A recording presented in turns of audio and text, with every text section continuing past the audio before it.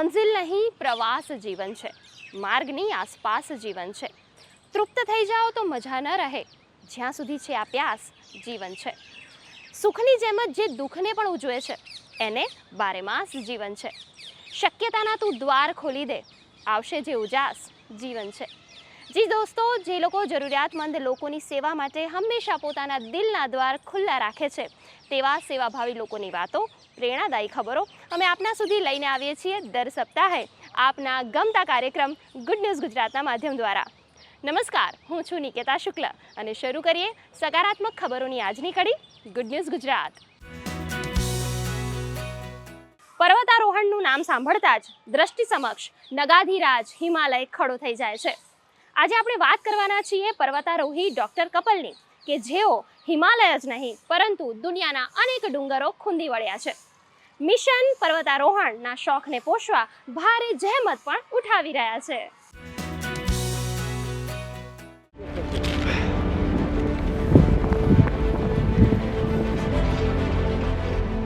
દુનિયાના જે 7 કોન્ટિનેન્ટ્સ છે એમાંના 5 કોન્ટિનેન્ટ્સના હાઈએસ્ટ પીક છે એ અમે છેલ્લા 3 વર્ષની અંદર સર કરેલા છે.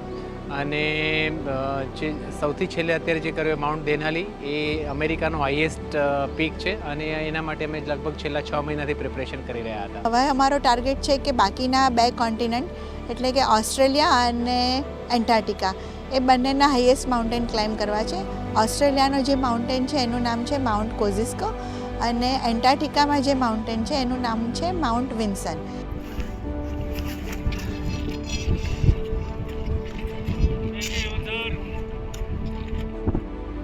मंजिलें क्या है, रास्ता क्या है, हौसला हो तो फासला क्या है.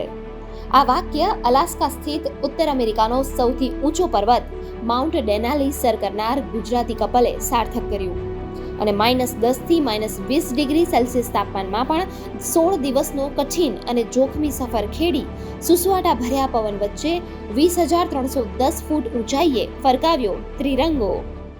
મારા હસબન્ડ લગભગ મોટા ભાગે સાથે જ જઈએ છીએ અને એનો મેઇન એડવાન્ટેજ એ રહે કે ક્યારેક કંઈક ડિફિકલ્ટી હોય તો એકબીજાને મેન્ટલ સપોર્ટ મળે. કોઈક ક્યારેક ફિઝિકલી વીક થઈ જાય કે કંઈક ફિઝિકલ પ્રોબ્લેમ થાય અથવા ક્યારેક માઉન્ટેનમાં તમારે ઇમરજન્સીમાં ડિસિઝન લેવાનું હોય તો 2 જણા સાથે હોય તો બહુ જ ફરક પડે. એટલે 2 જણા અમે સાથે છીએ એનો અમને ઘણો બધો એડવાન્ટેજ થાય છે.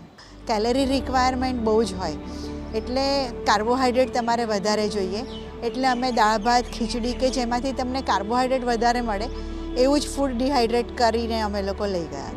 માઉન્ટ મેકકિનલી તરીકે પણ જાણીતા આ પર્વતોની હારમાળા આશરે 6 કરોડ વર્ષ પૂર્વે ભૂકંપ બાદ પૃથ્વીના પોપડા ઉપર ઉપસી આવી હતી, જેને સૌથી પહેલા વર્ષ 1932માં સફળતાપૂર્વક સર કરવામાં આવી અને ત્યારબાદ દુનિયાના 7 જોખમી શિખરોમાંનું કઠિન ગણાતું આ શિખર માઉન્ટેનિયર્સ માટે આકર્ષણનું કેન્દ્ર બન્યું.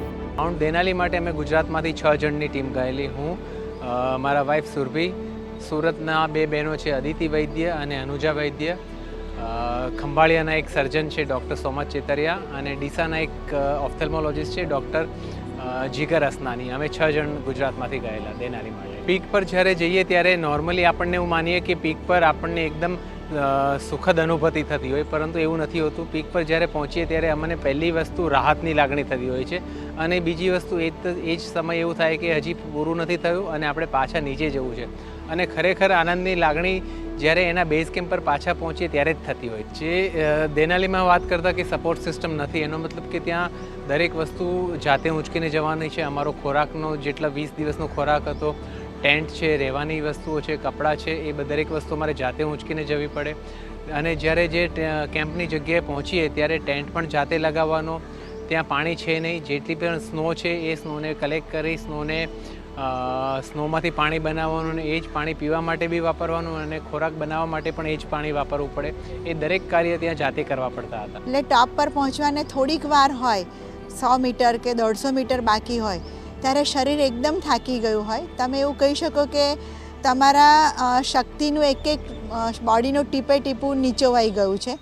પર્વતારોહણ એટલે રમતોનો રાજા, ત્યાં ન તો કોઈ સ્પર્ધા હોય અને ન તો અન્ય રમતોની જેમ તાળીઓથી વધાવનાર દર્શકો. છતાં જનૂની પર્વતારોહકો વિકટ પરિસ્થિતિને ભરીને લક્ષ્ય સિદ્ધિ તરફ કદમ ધપાવે છે. માઉન્ટ દેનાલી નોર્મલી જે ખર્ચ થતો હોય છે ગાઈડેડ ત્યાંના એક્સપિડિશનમાં યુએસની કંપની થ્રુ જઈએ તો લગભગ 8 થી 10 લાખ જેટલો ખર્ચ થઈએ, પરંતુ અમારા અનુભવના આધારે અમે ત્યાંના યુએસના કોઈ ગાઈડનો સપોર્ટ નહોતો લીધેલો અને અમે જાતે જ બધી પ્લાનિંગ અને કરેલું, તો અમારે લગભગ 2.5 થી 3 લાખ જેટલો ખર્ચો થાય. મારે તમને બધાને જે બી કુદરતના પ્રેમી છે કે શોખીન છે એ બધાને એક જ મેસેજ આપવો છે કે તમે તે જ્યાં પણ જાઓ ત્યાં એ જગ્યાને ચોખ્ખી રાખો. જેટલો કચરો તમે લોકો પાછો લવીને આવી શકતા હોવ એ બધો કચરો પાછો જ લઈને આવો. માઉન્ટેન્સમાં અમે કહેતા હોઈએ છીએ કે તમે ત્યાં ખાલી તમારા પગલાંના નિશાન છોડો અને યાદોને લઈને આવો. તમારા પગલાંના નિશાન સિવાય ત્યાં કશું ના છોડો. છેલ્લા પગથિયે પહોંચતા પહેલા અનેક પગથિયા ચડવા પડે છે. બસ એવી જ રીતે આ ડોક્ટર કપલની માઉન્ટ ડેનાલીના શિખરે દીધેલી દસ્તક બાદ પણ મિશન પર્વતારોહણ ચાલુ જ રહે તેવી આશા સાથે. ગુડ ન્યૂઝ ગુજરાત માટે અમદાવાદથી કૃણાલ ચૌહાણ સાથે ક્ષમા કામદારનો રિપોર્ટ. દોસ્તો, તમે એસટી બસની મુસાફરી જરૂર કરી હશે અને એનો અનુભવ પણ યાદગાર હોય છે, હે ને? જેમ કે લોકોની કલબલ, બાળકોનો રડવાનો અવાજ, ફોનમાં વાગતા ગીતોનો શોરબકોર અને આ બધાની વચ્ચે ડ્રૂ ડ્રૂ સંભળાતો બસનો પોતાનો બેકગ્રાઉન્ડનો અવાજ. પરંતુ આ બધાનો જો સુભગ સમન્વય થઈ જાય તો કેવું? દોસ્તો, તો આજે આપને સફર કરાવીએ એક એવી બસની કે જેમાં તમે એકવાર સફર કરશો તો વારંવાર સફર કરવાનું પસંદ કરશો. ટૂંક સમયમાં સુપ્રસિદ્ધ યાત્રાધામ શ્રી ભૂત ભવાની મંદિર હરનેજ આવેથી આપને 15 મિનિટ સેવા દર્શનનો લાભ આપીશું. ધાર્મિક આસ્થા, દેશભક્તિ અને પારિવારિક ભાવ સાથે ચાલતી આ છે નડિયાદથી સારંગપુર જતી એસટી, કે જ્યાં શ્રદ્ધા સાથે સમરસતા અને સેવાનો પણ સમન્વય જોવા મળે છે.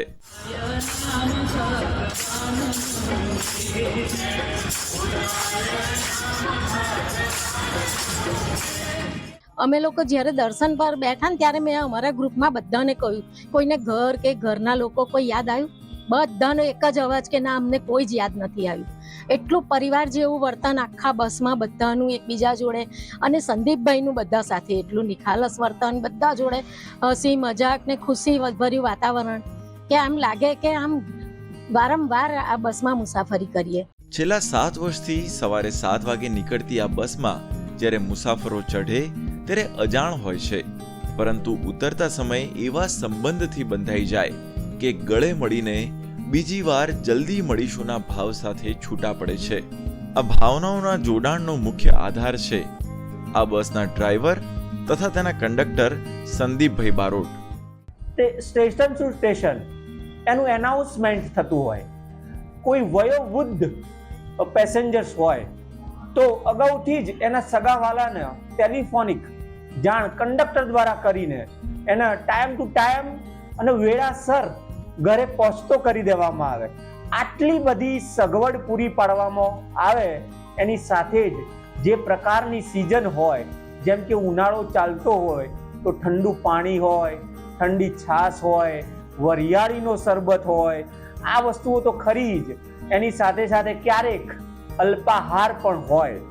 આ બધું પણ લોક ભાગીદારીથી, જન ભાગીદારીથી. ત્રિવેણી ત્રિપુટી સંગમ એટલે કે સવારે 7 વાગે નડિયાદથી રવાના થઈએ ત્યારે સવારે 7 વાગે રવાના થઈએ એટલે સૌપ્રથમ તો આપણે રાષ્ટ્રભાવના અને રાષ્ટ્રગીત ગાન કરીને આ બસની શરૂઆત કરીએ છીએ. રાષ્ટ્રગીત બાદ આપણે ભગવાનનો જયકારો કરીએ છીએ. ત્યારબાદ સવારે ભગવાનની આરતી કર્યા બાદ પ્રસાદની પણ વહેંચણી આપણે બસમાં જ કરીએ છીએ. અને આ બધું કર્યા બાદ બસમાં એક ભક્તિમય વાતાવરણ એટલે સત્સંગ, કીર્તન, ભજન આ બધું કરતાં કરતાં મુસાફરોને એટલો આનંદ થાય કે આ બધું કરવાથી એમના હૃદયને એટલી લાગણી સ્પર્શે કે ના, હવે એક આપણે ભગવાનના રથમાં આપણે મુસાફરી કરીએ છીએ. એ પ્રકારથી આ સેવા રવાના કરીએ છીએ નડિયાદથી. અને અરણેજ પહોંચીએ એટલે 15 મિનિટનો વિરામ એટલે દર્શન કરાવીએ છીએ. ત્યારબાદ 11:15 સાડા 11 સારંગપુર ધામ પહોંચીએ એટલે ત્યાં 1.5 કલાકનો વિરામ એટલે કે પ્રસાદી, જમવાનું અને દર્શન કરાવી અને 1 વાગે ત્યાંથી આ બસને રવાના કરીએ છીએ. રાબેતા મુજબ આ બસમાં આવતા મુસાફરોની ખૂબ જ લાગણી હોય છે અને મારા તરફથી પણ તેમને નિઃશુલ્ક પાણીની વ્યવસ્થા હું કરું છું. અને અવારનવાર નાના બાળકો માટે ચોકલેટો, જેમને રાજીપો પ્રાપ્ત કરવો કરવો હોય છે. એના માટે આપણે બાળકોને ચોકલેટો, બિસ્કીટો અવારનવાર આપણે આપતા હોય છે, જેથી કરી બસમાં તે અવારનવાર આવે. એકદમ ઘર જેવું લાગે છે એકદમ, અને કંઈ પણ મારી જનરેશન પ્રમાણે તો ખૂબ સરસ લાગે છે, પરિવાર જેવું લાગે. ખૂબ સરસ સેવા છે. મેડિકલ કિટ પણ સારી છે અને ફાયર સેફટી પણ સારી છે. પોતા માટે જીવીએ તેમાં આનંદ મળે, પણ બીજા માટે જીવીએ તેમાં સંતોષ મળે. આ ભાવથી સંદીપભાઈ લોકોને એવી રીતે જોડે છે કે બધી વ્યવસ્થાઓ સહજ રીતે થઈ જાય. મારા ઓટીમાંથી પણ મને મળવાપાત્ર રૂપિયા હોય છે બસમાં પગારના, તેમાંથી પણ હું કોન્ટ્રીબ્યુટ કરીને અને સાથે મુસાફરો જે આવતા હોય છે રેગ્યુલર, તેમનો પણ સાથ સહકાર મેળવીને, એટલે કે બધાનો સાથ સહકાર હોય છે ત્યારે આ પ્રકારની સેવા સારી બનતી હોય છે. આખા સમગ્ર એસટી નિગમમાં જો દરેકે દરેક ડ્રાઈવર, કંડક્ટર્સ આ પ્રકારની પહેલ કરે તો ખરેખર એસટી નિગમનું ગૌરવ વધે અને આનાથી મોટો કેસ સ્ટડી બીજો ન મળી શકે. અવારનવાર આવી રીતે આ બસમાં સાળંગપુર જઈએ છીએ. સ્વચ્છ, સલામત અને સમયસર એસટીના સ્લોગનને તો આ બસ ચરિતાર્થ કરે જ છે, પણ સાથે લોકોમાં માનવતાની જ્યોત પણ એવી જગાડે છે કે ખરેખર ધર્મયાત્રાનો હેતુ પરિપૂર્ણ થતો જોવા મળે. સારંગપુરના સવા 11 થી 11:30 ના સમય દરમિયાન પહોંચેલી બસ સેવા સારંગપુર નડિયાદ તેના નિયત સમય 1.5 કલાકના વિરામ બાદ 1 વાગે ત્યાંથી સમયસર ગંતવ્ય સ્થળ રવાના થવાની છે. ગુડ ન્યૂઝ ગુજરાત માટે ખેડાથી કલ્પેશ તલાટી સાથે ખ્યાતિ બાજપાઈ જૈનનો રિપોર્ટ. દુનિયાને જોયા વગર દુનિયાના લોકોની મદદ કરવાથી બીજું રૂડું શું હોઈ શકે? આજે વાત કરવી છે સુરેન્દ્રનગરના રાજેશભાઈની, કે જેઓ પોતે પ્રજ્ઞાચક્ષુ છે, પરંતુ છેલ્લા 25 વર્ષોથી વિધવા બહેનો અને તેમના પરિવારના બાળકોને ઇંગ્લિશ સ્પીકિંગ, કમ્પ્યુટર લર્નિંગ અને અન્ય વ્યવસાયલક્ષી સ્કિલ્સ શીખવાડી રહ્યા છે અને તેઓને પગભર પણ બનાવી રહ્યા છે. તો ચાલો જાણીએ રાજેશભાઈની આ પ્રેરક સેવા વિશે. એક અંધ માનવતાવાદી જેના હૃદયમાં વિશાળ કરુણા અને માનવ સેવા માટે અપૂર્વ સમર્પણ છે, એવી મહિલાઓ જેની પાસે કોઈ સહારો નથી, આવામાં તેમના માટે સૌથી મોટો સહારો બન્યા રાજેશભાઈ રાવલ, જે પોતે અંધકારને અપનાવી બીજાના જીવનમાં મદદરૂપ બની પ્રકાશ ફેલાવવાનું સતત કાર્ય કરી રહ્યા છે. 2 નાના બાળકો સાથે આ દીકરી બોટાદ જઈ રહી હતી અને મારે પણ બોટાદ જવાનું હતું. સતત રડતી આ મહિલાને જોઈને મને સહેજ કરુણા થઈ અને મેં એનો સવાલ કર્યો કે દીકરી કેમ રડે છે? એટલે મને એને જવાબ આપ્યો કે મારું નામ રેખા છે, હું 2 નાના બાળકોની માતા છું. મારા પતિનું અવસાન થયા પછી સાસરિયામાંથી મને જાકારો મળ્યો છે અને બોટાદ મારા મામા જે નિસંતાન છે એને મારો સ્વીકાર કર્યો છે, એટલે હું 2 બાળકોને લઈને ત્યાં જઈશ, એ હીરા ઘસવાનું કામ કરીશ અને મારા બંને બાળકોને હું મોટા કરીશ. ત્યારે મારા મગજમાં એક ઝબકારો થયો કે ભાઈ મારી સામે બેઠેલી એક વિધવાની જો આ કથા હોય તો સમાજમાં તો આવી ઘણી બધી વિધવા બહેનો હશે, એને કોણ મદદ કરતું હશે? એટલે મેં સંકલ્પ કર્યો કે હવે મારે જે કામ કરવાનું છે એ મારી સમગ્ર જિંદગી વિધવા બહેનોના કલ્યાણ માટે હું વાપરીશ. હું સુરેન્દ્રનગર, જોરાવનગર, વઢવાણ, રતનપર, દુધરેજ આ બધા વિસ્તારમાં સાયકલ લઈને શેરીએ શેરીએ ફર્યો અને મેં એનું ફોલોઅપ કર્યું કે વિધવા બહેનો કેટલા આ વિસ્તારમાં. જે બહેનોની ઉંમર 40 વર્ષ સુધીની હતી એવા 51 વિધવા બહેનોની એક યાદી તૈયાર કરી. યાદી તૈયાર કર્યા પછી એ બહેનોને રાજ્ય સરકાર તરફથી આર્થિક સહાય મળે એ માટેનું પેપર વર્ક અમે શરૂ કર્યું, એ લોકોને પેન્શન ચાલુ કરાયું. એ સિવાય એ બહેનોને દિવાળીના પ્રકાશના પર્વ પર મીઠાઈ ફરસાણ મળે, બાળકોના શિક્ષણ માટે એને શૈક્ષણિક કીટ મળે અને સાથે સાથે એ લોકોને સાડીનું વિતરણ થાય અને એના જે પારિવારિક પ્રશ્નો છે એ લોકો સાથે સમાધાન થાય અને એના પ્રત્યે એક સિમ્પતિ ઊભી થાય એવું વાતાવરણ ઊભું કરવાનું અમે કામ કર્યું. તેમની સંસ્થામાં વિવિધ પ્રકારની ઉપયોગી કુશળતાઓ જેવી કે અંગ્રેજી ભાષા, સિલાઈ, બ્યુટી પાર્લર ટેકનિક્સ અને કમ્પ્યુટર શીખવીને આ મહિલાઓને આત્મનિર્ભર બનાવવામાં મદદ કરે છે. ટ્રિપલ સી શીખવા માટે આવી હતી પહેલાં. અહીંયા 3 મહિનાના માત્ર 600 જ રૂપિયા હોય છે. હું બહાર ગઈ હતી પૂછવા, ત્યારે મને 3500 રૂપિયા માત્ર ટ્રિપલ સીના કીધા હતા અને ટેલીના 4500 કીધા હતા. એ મને બહુ મારા માટે વધારે ખર્ચો કહેવાય, એટલા માટે મેં અહીંયા જ કર્યું. અહીંયા માત્ર 200 રૂપિયામાં 1 મહિનો એમ 3 મહિના કોર્સ કરાવે છે. જે 51 બહેનોથી ચાલુ થયેલી સંસ્થા અત્યારે 1370 જેવી બહેનો અત્યારે લાભ લઈ રહી છે ને બધા બહેનોને મદદરૂપ. કોઈ એમ ન સમજે કે એમના પિયરમાં આવી હોય ને એવું એમને લાગે કે બાપના ઘરે આવી હોય, ભાઈના ઘરે આવી હોય એવું એમને અનુભવ થાય. અત્યાર સુધી મેં 125 સ્ટુડન્ટને ક્લાસીસ કરાવ્યા છે અને એમાંથી અમુક લોકો અત્યારે પગભર બી થઈ ગયા છે. અને રાજેશ સરનું કહેવું એવું છે કે આપણે એ લોકોને પૈસા આપશું તો ટૂંક સમયમાં પૂરા થઈ જશે, પણ આપણે એમને આ તાલીમ આપીએ તો એ આગળ એમના જીવનમાં ઉપયોગ થાય, એમના પગભર ઉપર ઊભા થઈ શકે. અહીંયા સાધારણ ફેમિલીમાંથી જે બિલોંગ કરતી હોય છે, જે વર્કર્સ છે, નાના ઘરમાંથી અહીંયા અનમેરિડ મેરિડ બંને લોકો આવે છે. તેમનું આ અભૂતપૂર્વ કાર્ય આટલે જ નથી અટકતું. આર્થિક રીતે નબળા, HIV પોઝિટિવ કે દિવ્યાંગ એવી મહિલાઓને ફ્રી ભોજન પણ આપવામાં આવે છે. 51 માતાઓને અમે પસંદ કરેલા છે અને એ માતાઓને દરરોજ ગરમા ગરમ દાળ ભાત શાક રોટલી સાથેનું ટિફિન એના ઘરે પહોંચે. જે સશક્ત છે અહીં રૂબરૂ લેવા આવે, બાકીનાને રિક્ષામાં એના ઘરે પહોંચતું થાય એવી વ્યવસ્થા અમે કરી છે. એ માતાઓની ઈચ્છા હોય એ પ્રમાણે અમે શાક પણ બનાવીએ છીએ. એને પૂછીએ અમે આગલા દિવસે કે તમારે શું ખાવાની ઈચ્છા છે. એટલે સામાન્ય રીતે જે માતાઓ ડિમાન્ડ કરતા હોય છે એવું ભોજન, એને પૌષ્ટિક ભોજન એને સન્માનપૂર્વક આપવાનું અમારું આયોજન છે. રાજેશભાઈ સાથે બીજા ઘણા લોકો તેમના આ સારા કાર્યમાં રાજેશભાઈને આર્થિક રૂપે ઘણી મદદ પણ કરી રહ્યા છે. પ્રેગ્નન્સી પીરિયડમાં પણ બહેનો આ સંસ્થા સાથે જોડાયા છે અને અમે અત્યાર સુધીમાં વિધવા બહેનોની 35 દીકરીઓના લગ્ન માટે, વિધવા બહેનોની દીકરીઓના લગ્ન થાય ત્યારે અમે એને કરિયાવર આપવાનું આયોજન કરેલું છે. એકબીજાને આવી જ રીતે સહારો આપી આપણે સમાજમાં ઘણું સારું કાર્ય પણ કરી શકીએ છીએ. ગુડ ન્યૂઝ ગુજરાત માટે સુરેન્દ્રનગરથી બ્રિજેશ ત્રિવેદી અને ટીમનો રિપોર્ટ. ડીમ લાઇટમાં ચમકતા લાલ પીળા રેડિયમ સ્ટીકર્સ ઘણીવાર અકસ્માત સર્જાતા બચાવે છે. દોસ્તો, આપણને ખ્યાલ પણ ના હોય કે દૂરથી ચમકતા સ્ટીકર્સ આગળ વાહન હોવાનો અંદેશો આપે છે. અને આવો જ સંદેશ છેલ્લા ઘણા સમયથી અમદાવાદના શિવરંજની ક્રોસ રોડ પાસેના એક પેટ્રોલ પંપના એક વૃદ્ધ આપી રહ્યા છે. આ સ્ટીકર્સથી કમાણી થાય કે ન થાય, પરંતુ જીવન બચાવવાનું સુંદર કાર્ય તેઓ સતત કરી રહ્યા છે.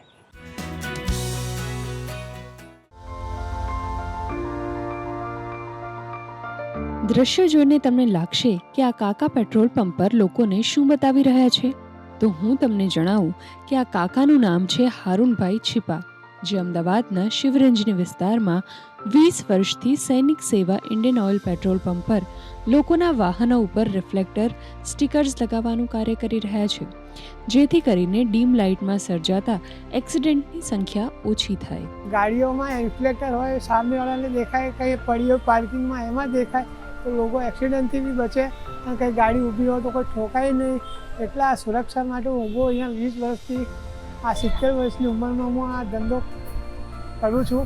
બસ આ જ કે ભાઈ લગાવો તો આપણો આ સુરક્ષા માટે સારું છે. લોકો તો એમ સમજે છે કે આ તો શોબાજીથી ખરાબ લાગે ને એમ લાગે ને, એ નહીં જોવાનું ખરાબ, આપણે ગાડીને જોવાનું. આ તો આપણે ઠીક છે, 2 પૈસા મળે એટલે મારે કોઈ ટાઈમ પાસ કરવું તો કોઈ તમારે એમ નહીં કે આ ગાડીવાળા લગાવે. આ રિફ્લેક્ટર સ્ટીકર્સ લગાવવાથી થોડી ઘણી કમાણી થાય કે ન થાય, પણ લોકોને જાગૃત કરવાનું કાર્ય આ કાકા સતત કરી રહ્યા છે. કાકા પહેલાં ક્લોથ પ્રિન્ટિંગનું કામ કરતા હતા, પણ જ્યારથી તેમાં નવી ટેકનોલોજી આવી ત્યારથી ત્યાં કામ અટકી ગયું અને લોકોને રિફ્લેક્ટર સ્ટીકર્સ લગાવવા અને જાગૃત કરવાનું કાર્ય શરૂ કર્યું. આટલું જ નહીં, પેટ્રોલ પંપના સુપરવાઇઝર અને અન્ય મેમ્બર્સ પણ કાકાને સપોર્ટ આપે છે. કાકા 70 વર્ષની ઉંમરે જે અત્યારે આ રિફ્લેક્ટર લગાવે છે, લોકોને મેસેજ પહોંચાડવાનો એક પ્રયત્ન છે. એમાં એ નોમિનલ ફીસ લે છે કે જેમાં એમનું ગુજરાન ચાલે છે. પણ ઘણા બધા આવે, કાકાને જે બનતી હેલ્પ થાય એ કરે તો એમને પણ ઉપયોગ થશે અને એક મેસેજ પણ ફોરવર્ડ થશે. તો પાછળથી ગાડીઓ આવતી હોય કે આગળથી ગાડીઓ આવતી હોય તો તરત ખાસ કરીને જ્યારે એક્સપ્રેસ વે ઉપર જતા હોઈએ છીએ ત્યારે ઘણું ઇફેક્ટિવ હોય છે. સામેવાળાની ક્યારે બી લાઇટ એની ઉપર પડે તો એ લોકોને આઈડિયા આવી જતો હોય છે. ઘણી વખત શું છે કે ઇવનિંગ ટાઈમ ઉપર જ્યારે લાઇટ્સ ઓછી થઈ ગઈ હોય છે, જ્યારે બી કંઈ બી બીજા વ્હીકલ્સની પણ જ્યારે લાઇટ પડતી હોય છે તો એનું ઘણું તરત આઈડેન્ટિફાઈ થઈ જાય છે.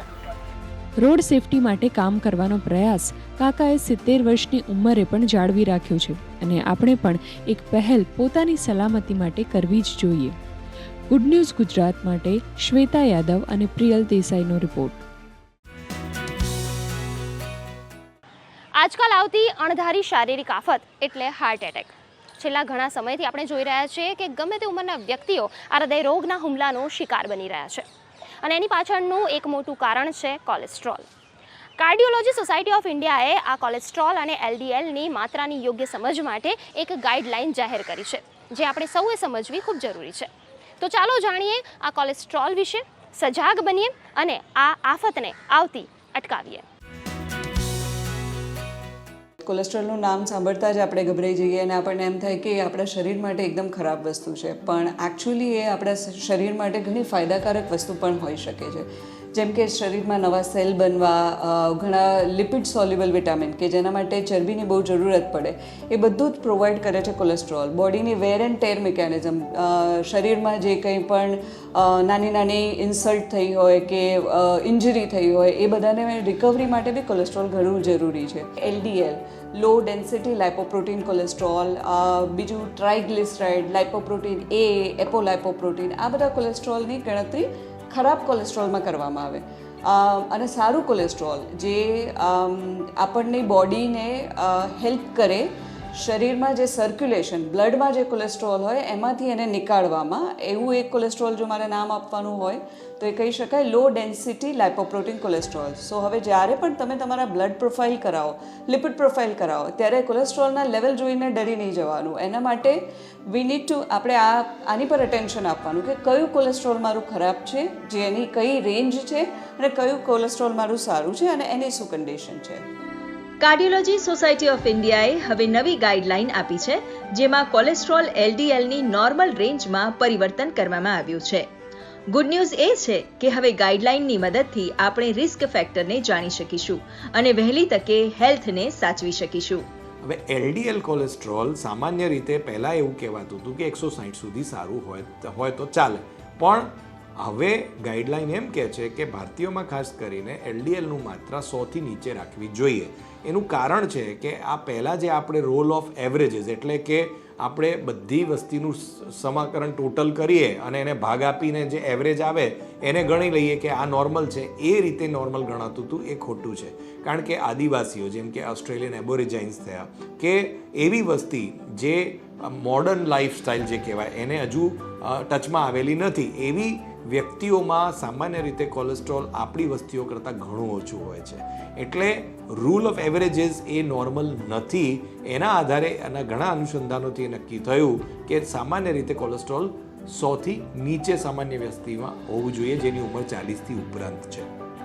વત્તા જે વ્યક્તિને અટેક આવેલો હોય અથવા જેને હાઈ રિસ્ક હોય, જેમ કે ડાયાબિટીસ છે કે કિડની ડિઝીઝ છે કે લકવાની અસર થઈ છે, એનું એલડીએલ કોલેસ્ટ્રોલ 70 નીચે હોવું જોઈએ, અને જે વેરી હાઈ રિસ્ક છે એનું કોલેસ્ટ્રોલ 55થી નીચે હોવું જોઈએ. એટલે પહેલાં કરતાં આ બધા કટ ઓફ ઘણા નીચે આવી ગયા. આજના સમયમાં હાર્ટ એટેકની ઘટનાઓ આપણે ઘણી સાંભળતા રહ્યા છીએ. હવે હાર્ટ એટેક ઉંમર પ્રમાણે નથી થતો, પણ શરીરમાં મોજૂદ કોલેસ્ટ્રોલથી થાય છે. કોલેસ્ટ્રોલની ચરબીની ગઠાણો કે પ્લાક રપ્ચર કે પ્લાક ઇરોઝનથી નળીઓ જામ થવા માંડે, અને તેના ઉપરાંત પછી જોનારા આવતા જતા લોકો આવીને ટ્રાફિક જામ કરે. એમ જ પ્લેટલેટ કે જે રક્તકણો છે એ આવીને ફળી ગયેલી ચરબી પર આવીને જામી જાય અને જે થોડો ટ્રાફિક જામ થયો એને ટોટલ બંધ કરી નાખે. એટલે આ રસ્તો ખોલવા માટેની પદ્ધતિઓમાં લોહીપાત્રના ઇન્જેક્શન, જેનાથી ગઠ્ઠો ખુલી જાય, અથવા કે ચાલુ અટેકે નળીની એન્જિયોપ્લાસ્ટી, જેને કે પ્રાઇમરી એન્જિયોપ્લાસ્ટી કહેવામાં આવે છે, એ કરી શકાય.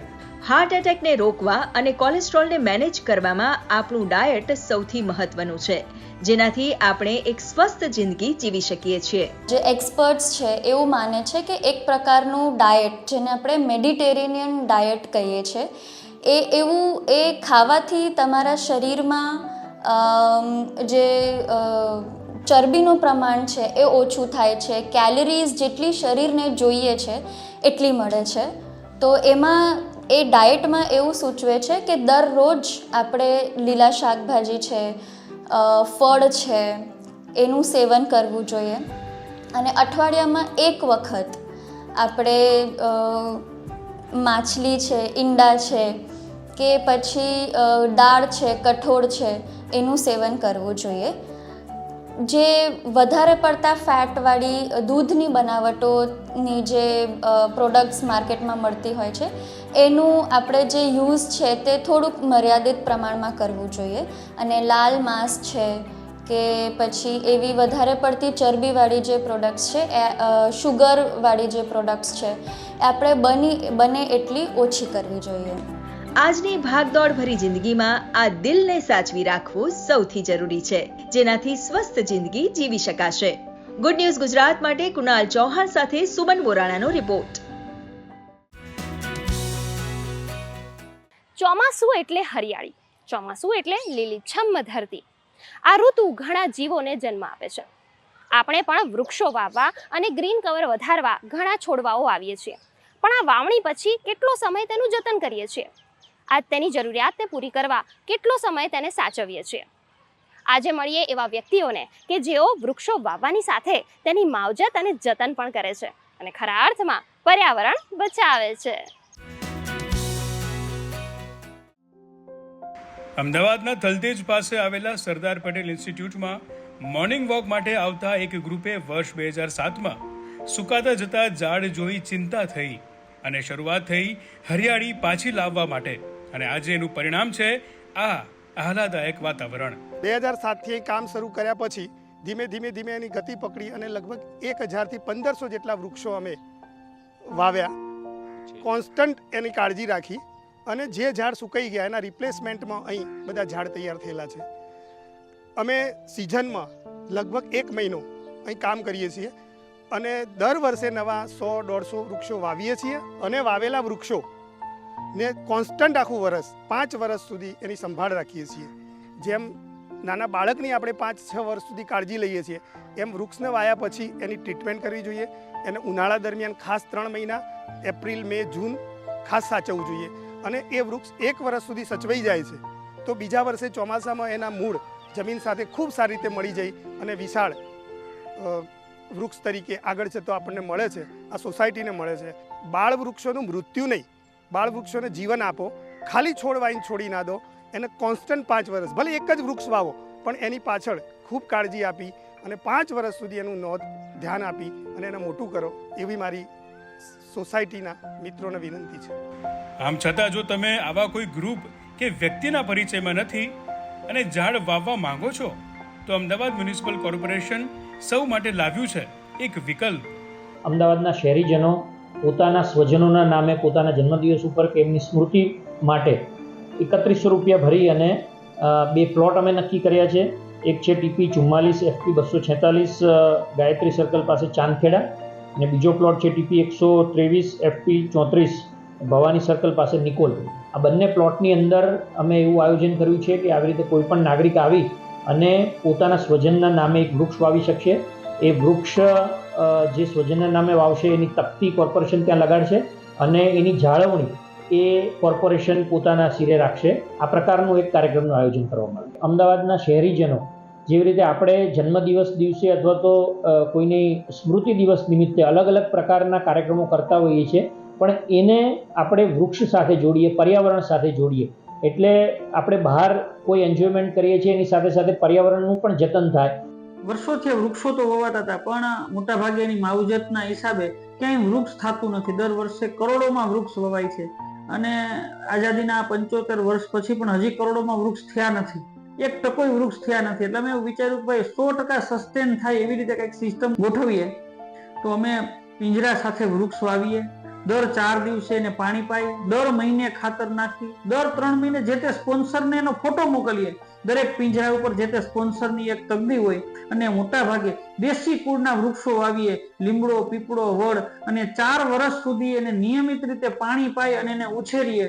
દર 2000 ઝાડે અમારું એક યુનિટ હોય, એટલે કે એક ટ્રેક્ટર, એક ટેન્કર, 2 મજૂર, ડ્રાઈવર જે તે જગ્યાએ દર 2000 ઝાડે રોકાવા માટે વહી જાય અને તમામ ઝાડ 20 ફૂટના થાય ત્યાં સુધી જે તે જગ્યાએ જ રહી. એક પણ ઝાડ સુકાઈ જાય, બળી જાય તો એ ઝાડ જ બદલાવી નાખે. આમ કરતા કરતા છેલ્લા 10 વર્ષમાં 25 લાખ વૃક્ષો વાવી અને મોટા કરી દીધા. સદભાવના સંસ્થાની જેમ પ્રફુલ્લ મહેતા પણ પોતાના નાના એવા ગ્રુપ સાથે હજારો વૃક્ષ વાવી એની માવજત કરી રહ્યા છે. પૃથ્વીનું જે ઘરેણું વન છે તો વનને માવજત કરવી એ આપણી જવાબદારી છે. એટલે સૌએ વૃક્ષ વાવવા જોઈએ અને સંપૂર્ણ એને છોડમાંથી વૃક્ષ થાય અને ત્યાં સુધી એની પૂરે માવજત કરવી જોઈએ એ હું બધા લોકોને અપીલ કરું છું કે આના ઉપર રિયલમાં તમારે કામ કરવું જોઈએ અને આપણી જવાબદારી છે. એક વૃક્ષની એક વ્યક્તિ જવાબદારી લે અને સતત કાળજી રાખે તો ચોક્કસથી ગ્રીન કવર વધશે અને ગ્લોબલ વોર્મિંગ ઘટશે. ગુડ ન્યૂઝ ગુજરાત ટીમનો રિપોર્ટ. તો દર્શક મિત્રો, આ હતો આજનો અમારો સકારાત્મક ખબરોનો કાર્યક્રમ ગુડ ન્યૂઝ ગુજરાત. આપ આપના અભિપ્રાય અને આવી જ ગુડ ન્યૂઝ અમને મોકલી શકો છો. અમારું ઈમેલ આઈડી છે goodnewsgujarat@gmail.com. આ એપિસોડ આપ અમારી YouTube channel DD news Gujarati પર પણ નિહાળી શકો છો. તો આ સપ્તાહે માત્ર આટલું જ. આવતા સપ્તાહે ફરીથી મળીશું. ત્યાં સુધી અમારી સમગ્ર ટીમને રજા આપશો. ધન્યવાદ.